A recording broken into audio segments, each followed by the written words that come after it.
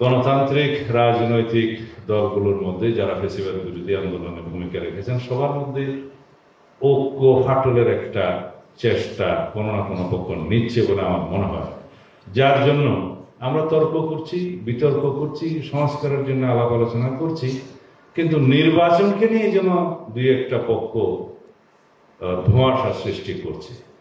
আমি আহ্বান জানাবো, নির্বাচন বাংলাদেশের গণতান্ত্রিক অধিকার এবং ভোটাধিকার প্রয়োগের জন্য এদেশের মানুষ দীর্ঘ 16 বছর সংগ্রাম করেছে, রক্ত দিয়েছে। অনেকগুলো অধিকারের মধ্যে প্রধানতম অধিকারের দাবি ছিল ভোটাধিকার প্রতিষ্ঠা করা। সেই ভোটাধিকার প্রতিষ্ঠার জন্য যখন একটা রাস্তার সুগম হয়েছে, এই রাস্তায় যেন আমরা কোনো কাটা না বিছাই, এই আহ্বান সকল রাজনৈতিক দলের কাছে রাখবো।